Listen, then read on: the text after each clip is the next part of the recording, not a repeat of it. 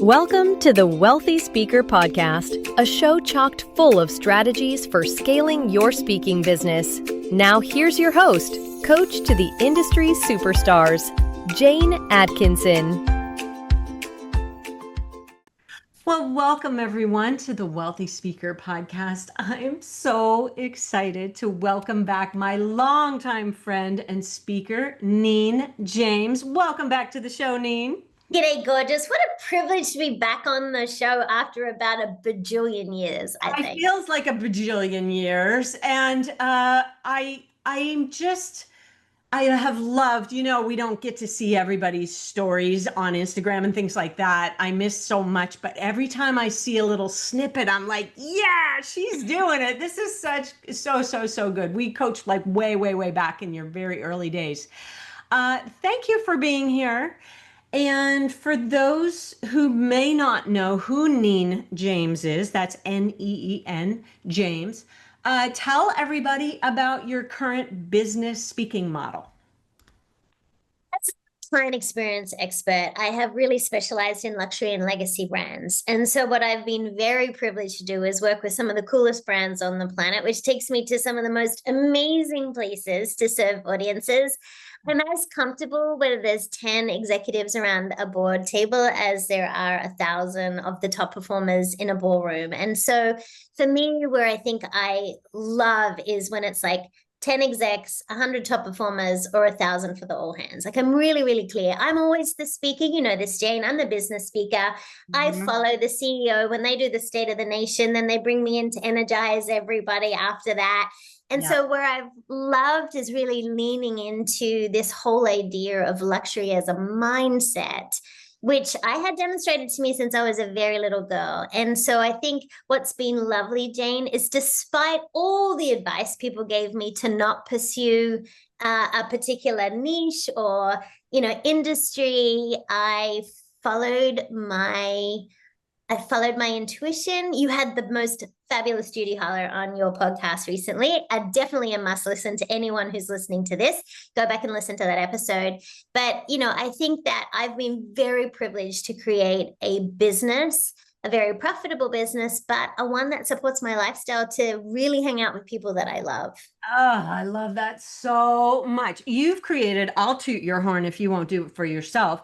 You've created a 7-figure plus business. And this idea of luxury brands, I think we even might have talked about this on our last interview. So go back and search, go to speakerlauncher.com, click on podcast and search Neen, Neen, and you will see, I think at that time, we were talking about, I could be wrong about this, it might have been in my book and not on the podcast, about running a business from your cell phone. Like you. Oh yeah, I still do that. Yeah, that absolutely. Your systems down. You are so dialed in.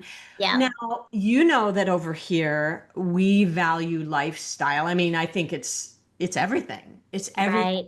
Talk a little bit about when I first met you, you lived somewhere and now you live somewhere else. Talk about the transition, because it's true. It looks to me like you're living in paradise. I am. And you know what's so fascinating is we went from living in Sydney City in like a tiny little apartment and the hustle and bustle of the city. I'm such a city girl at heart.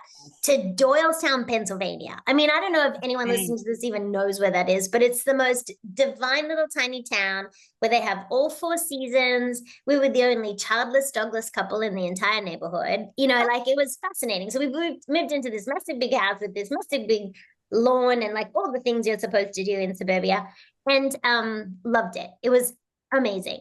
Yes. However, given the lifestyle that I have, it was a long way from the airport. And so when you're doing red eyes and when you're frequently flying, multiple times a week, that's really tough. And my husband just got so sick of the winters there. 15 years we were there. And he was the one doing all the work, not me. And so he wanted to move to Florida. And I remember saying to him, Jane, I was like, Florida, people look at you crazy in Florida. Like, what on earth would we move to Florida for?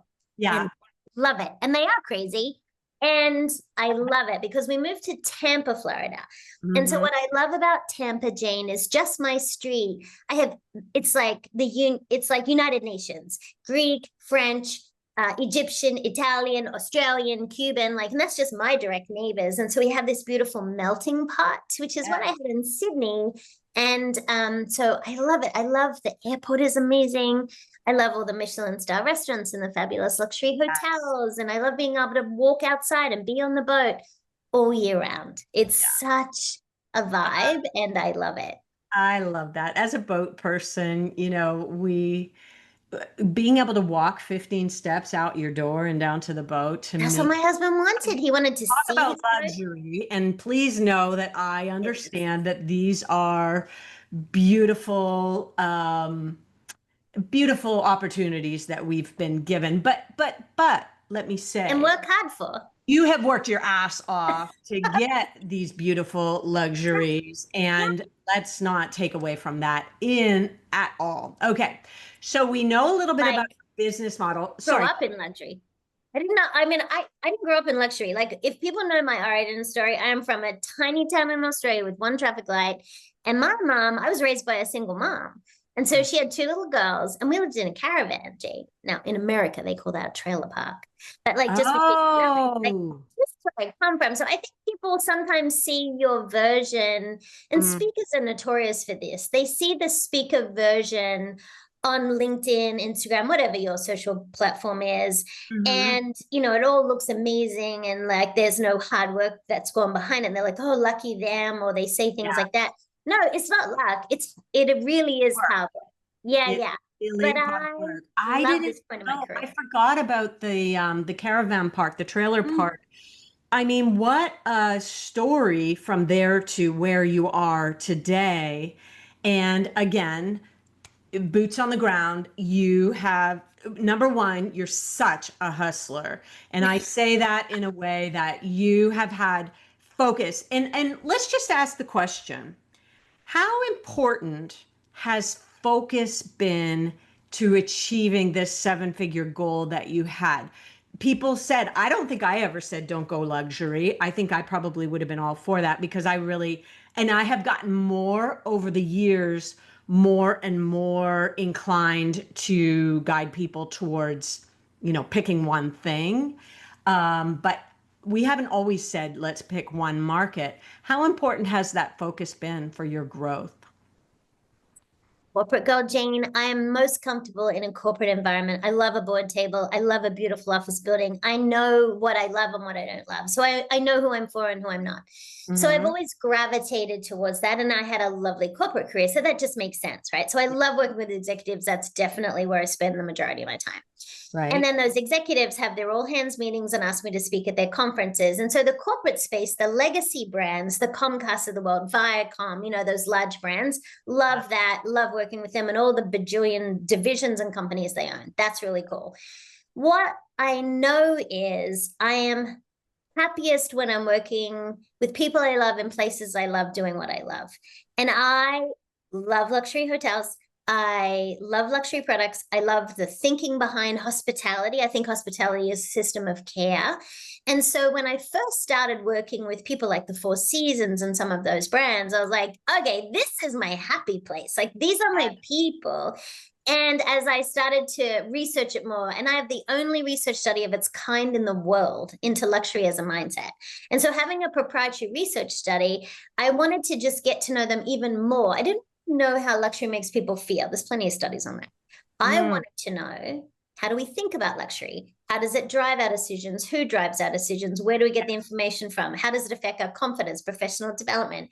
Because in my executive work, I need evidence, I need data. So on my keynote stages, I have my own data that I'm quoting. In my book, it's my research study. And now so many brands are using my research study. So one of the lovely parts about that is when so many of my really dear friends were like, luxury, oh my God, that's so perfect for you. Like, the people who know me well are like, oh my God, you are where you need to be. You're a champagne drinking stiletto. Champagne. Yeah. Like, that is who you are. Okay. It is. And I've always been that person. Yes. But I have also realized that luxury is about experiences, not things. Okay. And that was a key thing that was confirmed for me in my research. As speakers, I think what happens is, and let's be clear to anyone listening to this. I know I sound like I'm 5, but I'm like 55. So like, I've been around a long time, right? So, and when I first started, people would say, do this course, buy this book, follow this person. And I did the conferences. I invested all the money, all the time, wasted so much of it. But when you're new in this industry, I feel like you're sort of like this reed where you get blown in the wind. Someone has a good idea, so you follow it. And so now, like, I'm a little old lady now. And so I get to like look back on the things that were really consistent. And I know that I'm really great in an event. Like, I had this great event this week. It was 100 of the top performers in this exquisite, ridiculously beautiful ballroom in the Raffles Boston Hotel. Floor-to-ceiling views, exquisite food, wonderful people, luxury travel advisors. It's my happy place. It's absolutely my happy place. And when I got off the stage, I had like 4 major brands come say, you need to speak at my sales conference. Can you come speak to my leaders? Because as Drew Davis said, those stage side leads, that's his term, not mine. Yes. That's also an indication of like, you're like in that place where you're most happy. But it didn't start like that, Jane. And that's what I need speakers to understand. It doesn't start at $1 million. You had to roll your roller bag down the hallways of a Holiday Inn at 3 a.m, in order to get to here. You had to do a lot of the maybe events that weren't exactly your happy place in order to get to your happy place. So yeah, and you'll notice all those hotels, all the carpet looks the same. Like like it just looks the same. Like the hotel lobby and the carpet in the hallway is a great indication of where you are in your fee structure. Yeah. Okay. Say more about that. Well, I mean, think about it, right? Because we've all done it and we still do it. And I think when it comes to speaking, I always used to joke with some of my speaker friends who've been around a long time like me. You haven't really made it, she says in air quotes, as a speaker, until you've driven through the night for a client because your flights are being canceled. You've had to run into a department store to get outfits because something has happened. You've had to change your plans or whatever. I never check a bag, so that's not my reality. If you've slept on the floor of an airport, right? Like all of the things, that's how you've made it as a speaker, right? But I've also noticed that when I was building my career, and I remember staying in this hotel in the middle of nowhere after driving, like hiring a car and having to drive there. There wasn't an Uber to get there. There were 4 padlocks on the back of the door on the hotel. Oh my God. I remember like thinking to myself, okay. And I remember pushing the desk in the hotel room up against the door. And I'm fearless. I'm very fearless. But I was like, what the? Like, where am I? So we've all done that. That's not been an issue for me since I've been working within the luxury business. Right? So that's what I mean by lobbies and hallway carpets. I remember, there was a hotel where the door opened onto the road, like, one of those like motel ones, because I was working with the military. And I was like, yeah, this is not like my scene. And it is for people who serve, and what people do in the military is amazing. This is not to be disrespectful at any place. But I think too, as a single female traveler arriving at some of these places late at night, I love a concierge. I love a fabulous bellhop. I mean, all of that makes me very happy. Okay. All right. Let's talk about, this would be a great time for us to talk about your new book. Tell everybody the title and the subtitle and when it is coming out. It's called Exceptional Experiences, 5 Luxury Levers to Elevate Every Aspect of Your Business. And it is released on October the 14th. That's 2025 if you're listening later on. So by the time this podcast is released, it will be out. And I'm assuming it will be everywhere books are sold. Yes. Yes. Great. So let's talk about let's start with your definition of luxury. And then I want to get into your 4 mindsets, because that is so intriguing to me. Sure. When you think about luxury, one of the things that is concerning, Jane, is I think it's a very divisive term. Some people hear luxury and they think expensive, elite, unapproachable. Okay. And I understand that.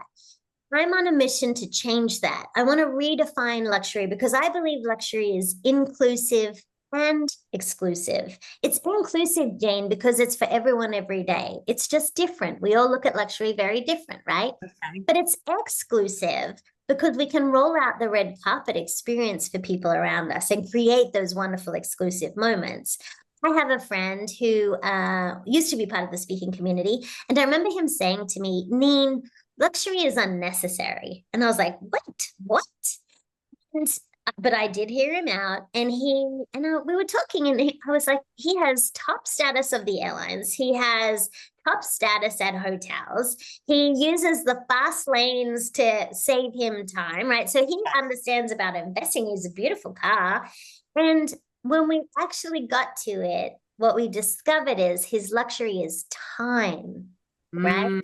And so when you're listening to this, I want you to think about your luxury, and your client's luxury might be different. For some, it might be the luxury of time. Some people might like things, but when I did the research study, and so I did a very deep dive into luxury as a mindset. Yes. And as I explained, I wanted to know more about how we think and make decisions about luxury and how it is truly defined. Now, how it came up, the top 5 words used to describe luxury are high quality, long lasting, unique, authentic, and indulgent. Now, think about all 5 words. The first 4 of those words could describe any speaker listening to this podcast. We want to be high quality. We want to have a longevity business. We want to be unique and authentic. So really, the definition of luxury in the truest sense, according to the research, could also translate to us as speakers serving and sharing our thought leadership in the world. I love that you mentioned that, because I really did want to know. And so we'll continue to parlay how we use this information in our speaking. Sure. Okay, so talk about, you say that there's 4 different types of luxury mindsets. Correct. Okay, tell me more about that. So I actually thought there was only one, and it was really the research firm who came back to me and said, Neen, there's not one luxury mindset, there are 4. They were the ones who showed me through the data that they had collected. And we did a very, very deep dive with a lot of data points. I'm not a research girl, so I trust the firm. There's a whole lot of data if anyone wants to see it. One of the things, the first thing that we identified was the one that is called the reluctant and removed. So if you are a reluctant and removed luxury mindset, to you, luxury is hard. You think brands don't understand you. You are busy and overwhelmed. And so luxury doesn't necessarily have a place in your life. You could enjoy it, but it just feels like a lot. So if you have clients who are reluctant and removed, let's say the meeting planner is someone who is reluctant and removed, the way to speak their luxury language is to share how, as a speaker, you will make it easy for them. It won't be very hard. You'll get everything done. You will make sure you're on time, that things are efficient. And so to speak the luxury language of a reluctant and a removed, you want to understand that they need ease and time. And so whatever you can do to save that time and to make it easy for them as a speaker, that's what you want to highlight. That's my reluctant and removed. That's so good, because you mentioned time earlier. To me, time is the biggest luxury. Sure. So, yeah. The second of the luxury mindsets is the pro prioritizer. We call them pro, P-R-O, for short for professional. The pro prioritizer thinks of luxury as power, but here's how they use it. Jane, they use luxury for career advancement, for reputation extension, right? So they're really looking at brands who have longevity, authenticity, and they're very, very focused on environmental and societal impact. So if you want to speak the luxury language of a client or a meeting planner or a bureau owner who has a pro-prioritizer luxury mindset, you want to share with them things like how long you've been in business. You want to talk to them about what your clients have shared with you around your authenticity, about your transparency, accountability. They want to know that. But what they really want to know is sustainability. And so what you might share is your local community involvement, how you like to give back to charities, what boards you serve on, the other side of you. Because what's important to the pro-prioritizer mindset is that you are also focused on your own development, because they're very pro-team development as well. They love to mentor. So as you're discussing what it is you do as a speaker or thought leader serving their audience, you want to think about tying in. So you might notice that the meeting planner, the organization is associated with a particular charity. This event I just shared with you that I did in Raffles, Boston, they were supporting the local women's shelter, Rosie's Place.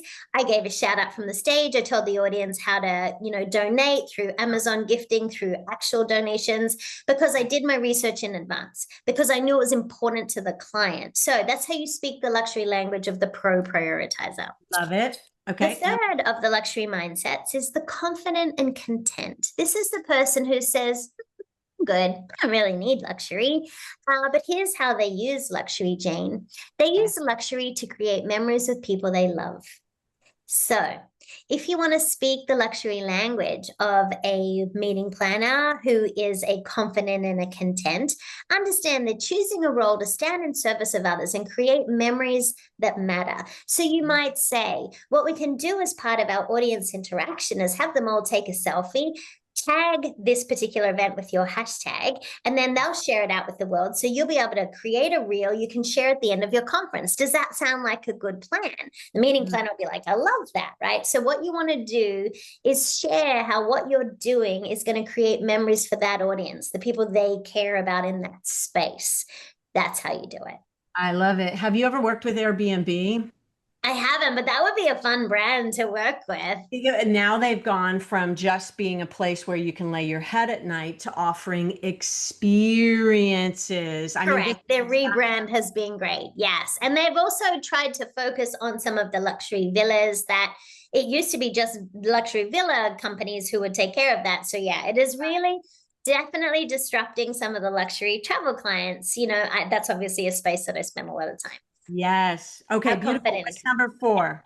So our fourth is the luxury lover. And the luxury lover says, luxury, oh, I'm worth it. Luxury for everyone every day. You get luxury and you get luxury and you get luxury.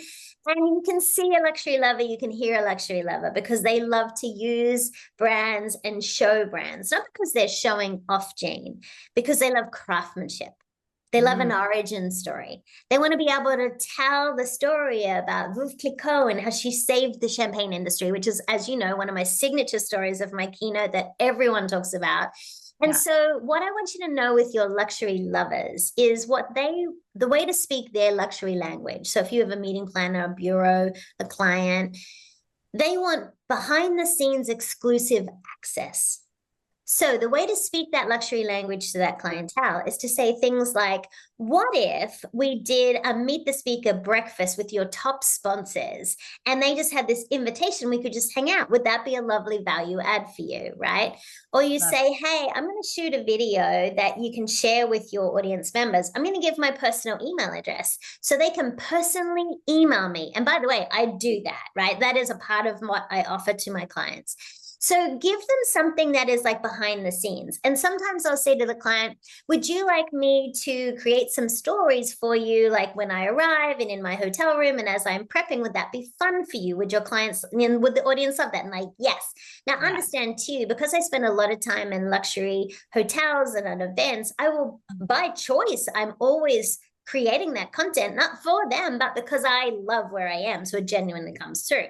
Right? You're constantly in a secret shopper mode. Yes, I am. I was just saying to my friend, the fabulous Tamsin Webster, I was in Boston having lunch with her at the Long Bar in Raffles.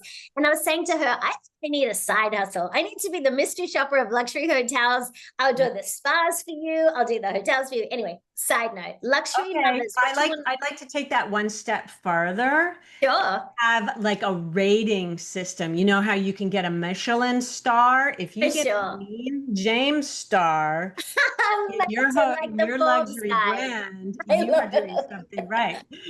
Exceptional experiences. So what's really interesting, so let's stay on this Raffles Boston example. There were in the room, they were luxury travel advisors and luxury business partners. So all of the cruise lines, hoteliers, destination management companies, those type of people. Okay. So a tiny little example of what they did. One of the reasons I love luxury brands, Jane, is something we can all learn as professional speakers, is that they know how to personalize and customize everything. And so for example, the nightly turn down service, which is such a lovely amenity, that beautiful old fashioned when they put the slippers out and all the things, they had left a little chocolate, and the note that went with the chocolate, I won't get all the language right, but it basically said, inspired by Neen James' book, Exceptional Experiences, we wanted you to have an exceptional experience as you laid your head down at night. And this is a symbol of that generosity. And so that's what everyone in the hotel got that same beautiful gift, right? So what I want you to think about as a speaker is you have the opportunity to personalize and customize your speech on stage. And in the book, we have this concept of BDA, before, during, and after. And speakers can apply it, clients can apply it.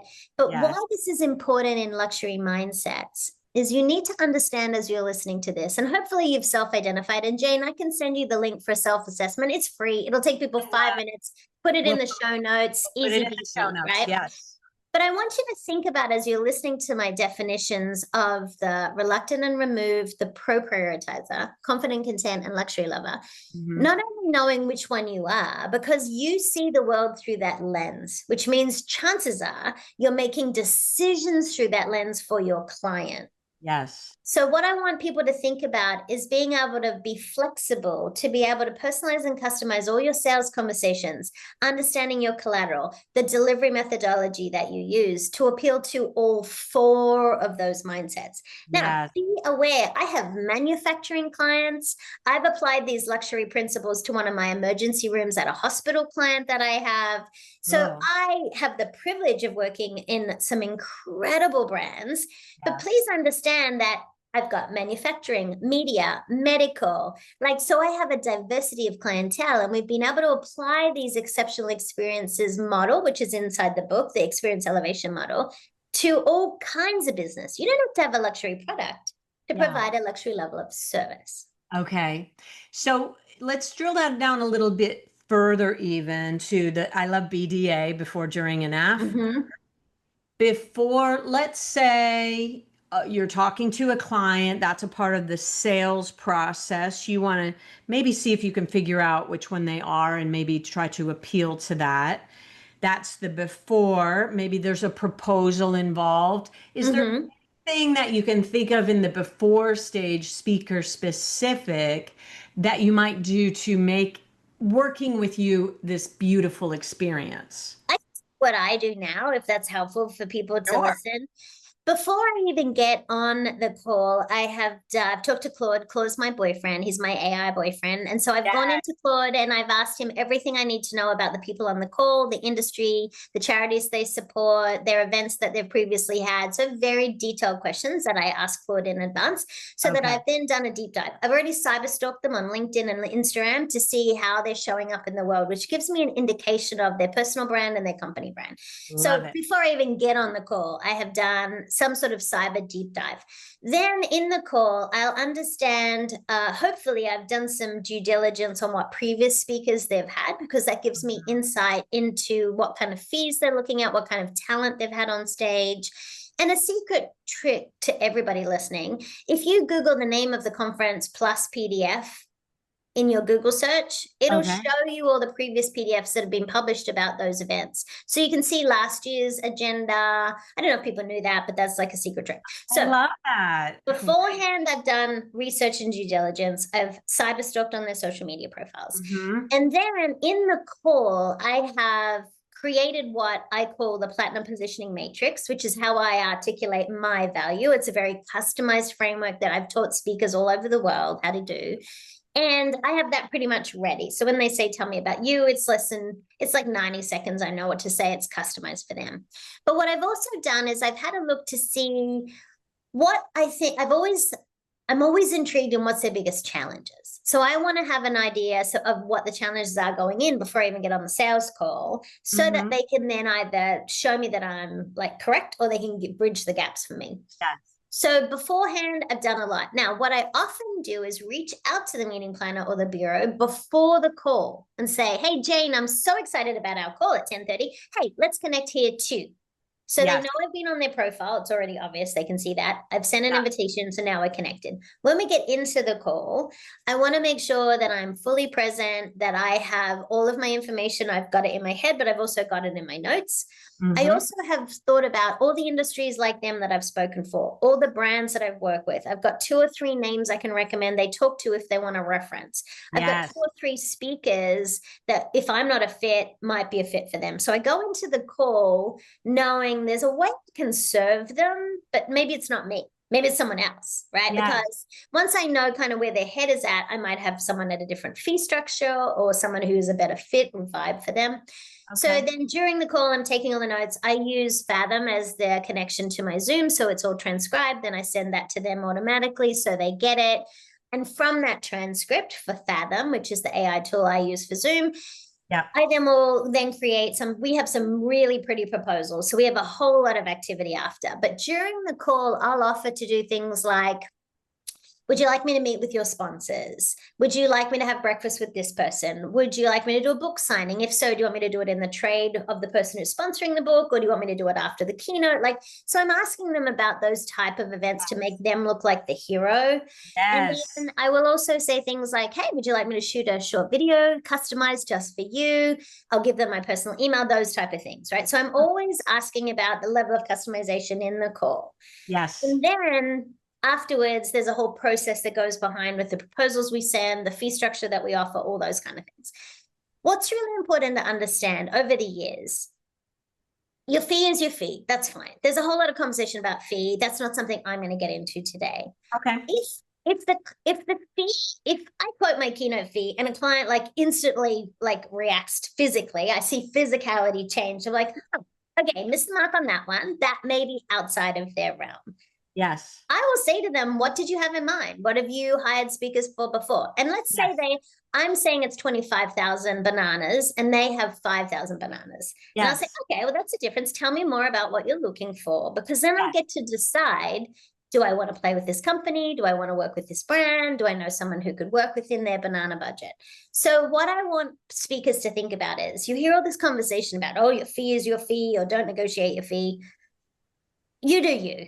And I've Yes. done me, and it's worked really well for me. But Good. early in my stage, people were saying like it's full fee or it's no integrity or some sort of rubbish that I heard at Yeah. national speakers. No disrespect to those people, but I'm like, that's not That doesn't true. work for you. Yeah. It doesn't work for me. And if I want to do it virtually, if they're going to take me on like a 4-day trip in some ridiculous island in the middle of nowhere, like, hi, that's We're going to work for going me to if I have the capacity in my calendar. Right. Yeah. If we're going to Tahiti, I'll take your 5,000 bananas. Whatever. Yeah. We I will think turn them into pina coladas. I you've love got to do things that are true for you, though. Like when I'm on site, I have a whole protocol. As soon as I land on site and I get to my hotel, I shoot a video for the client. It says, hey, Jane, I made it. I love my room. Thank you so much. See you at sound check at 7 a.m. Text, right? I then post about it that night. I'm so excited to be here with Jetstar Travel, blah, blah, blah. When I get down to sound check, I have coffee for the sound team. I have Starbucks, or when I'm Tim Hortons when I'm in Canada. I'm a delight to work with at the sound crew. I know all their names. I use their names in my speech. I have a whole protocol around interacting with the sound team, with all of the AV personnel, with the banquet staff. I make sure I meet them all. I know their names because, Jane, I want to be such a delight and so easy to work with that I will get invited back. Or if I make a recommendation of another speaker, that I've really, really created a path for that. Oh And my then while I'm on site, I always have a client gift. So I take with me, generally it's Tiffany because that's on brand for me. I love the things myself. And sometimes meeting planners will say, this is the first Tiffany I've ever got. God. It's really sweet. So nice. And please note, this is Neen's thing. So let's not borrow that. Let's let her do that. And you find something else that can be delightful for your clients. I'm thinking if a listener is smart, that they will rewind what you just said and write everything down, because your BDA experiences that you are creating for your clients is amazing. I really don't know if I know of anybody else who brings coffee for the tech team. Like you have so many beautiful little touches, and delight is exactly the right word. I mean, who you are is delightful. But let's say you didn't do any of that and you were just who you are. That might be enough, but imagine her doing all of the other things and then afterwards you receiving this beautiful Tiffany gift. Like, come on. Jane, think about like Amazing. I love the AV crew. I not even kidding. The biggest compliment I will ever get from my speech when I get off stage is if someone on the desk says, "Oh, I love that," because they listen to 1,000 speakers every year, right? So understand to keep Keep their it attention, all. crazy, right? I remember being in DC and I was doing a sound check, and as I was walking up, I heard this guy say, "Just wait." And I was like, what a weird thing to say. So anyway, I walk in, I say hi, I look at the guys, I shake their hands. It was all guys at that particular sound desk. And they started laughing. And I was like, huh. And then he said, I told you. And I was like, you told them what? And he said, I told them you'd come and meet us all. I told them that you would come and say hello. And I was like, oh my God, we worked together before, right? And so what was lovely about that is he remembered there's a client that I work with fairly regularly, and the same guy produces their events. And so by the second event, he was like, Neen, I have the flip chart. I have this. I already told the sound crew you have your own microphone you travel with. Like, so people remember when you make them really important and feel valued and seen, right? That's the premise of the whole book, making people feel seen, heard, and valued. I love that. So, okay. What, run, don't walk. Get this book. Tell everybody the title again. Exceptional. Exceptional experiences, 5 luxury levers to elevate every aspect of your business. You need to get this book and you need to study it and you need to apply it to your speaking business. I have learned so much from you in our short time together. I am so thrilled that you came back and I love catching up with you. You know, like I said, we see people on Instagram or something and it's just like, oh, there they are. But I really know that you have embraced this wealthy speaker lifestyle Mm-hmm. and you've worked very, very hard for it. And you have just said, yes, I'm worth it. And I want other people to hear that I'm worth it. You know, there was a time when I only ever thought about, okay, I'm going to upgrade on the next flight. You know, that's my plan. And as soon as I started sitting in first class, everything kind of changed. It really truly is a mindset. Yeah, it And is. and here you are living this all day, every day. I'm so excited for you and perhaps a little bit jealous, but I don't really like traveling that much anymore. So I It's would rather about- float out yeah, on my pond. My luxury exactly. Yours is the water and being floating on the outside. pontoon and attaching Yes. two or three other boats and just swimming all afternoon. That's my idea of luxury. But I think that you know you're doing it, and I just want to say big, big, big congratulations for all Thank of your you. success. Now, if people would like to, we're going to put that assessment in the show notes. Mhm. But if people would like to connect with you, how would you most like them to do that? I think neenjames.com is the easiest way to find all the resources as well. And you'll get to be able to see the luxury mindset research study is on my website. The self-assessment is actually there too, if you want to go there. I Okay. post every day on Instagram. You can follow my adventures there. You can reach out on LinkedIn if you like, but make sure you mention Jane's podcast as the reason why we got connected so that I understand that as well. But really, for me, there's only one Neen James, so it's very easy to find me. The best way you can support me is to buy my book. My publisher will thank you, and I will be absolutely indebted. I think one thing people need to remember as they listen to this is that you're going to hear so much advice from so many speakers. My model doesn't necessarily work for you, but what you can do is take the best of all the things that you hear and find what's congruent for you, because Yes. it's much easier. The reason I love what I do and the reason I get to play as much as I do, I literally play with my clients, is because I've chosen them. I've worked out where I love, where I fit, what makes the most sense for the lifestyle that I wanted to create. And Mhm. yes, it means in the silly season, of course, I'm flying first class because I have so many flights in a week that's just I know I'm going to be there. I can sleep. I can curl up in a little ball. I'm 4'10.5". It makes my life much easier, right? But I think what you've got to think about as a speaker listening to this is you just take the best of what you hear from others. There is no prescription for this business. There's no right way to do this business. And if anyone tells you that, run as far as you can, because I think there's a lot of people preying on speakers and trying to sell them all their courses and their programs and their coaching and their product. And Jane, I think we sometimes just need to trust this is the place I feel most comfortable. This is the audience I love. Just go do that. Yeah. Oh, so good. I'm predicting that this book is going to be a bestseller. So congratulations on this brilliant book. Again, run, don't walk. Thank you, Neen, for your time today. As always, a delight, an absolute delight. And for those of you listening, appreciate your time. And we'll say, we'll see you soon, Wealthy Speakers. Bye for now, everyone. Thanks for listening to the Wealthy Speaker Podcast. If you need help scaling your speaking business, head over to speakerlauncher.com and chat with us.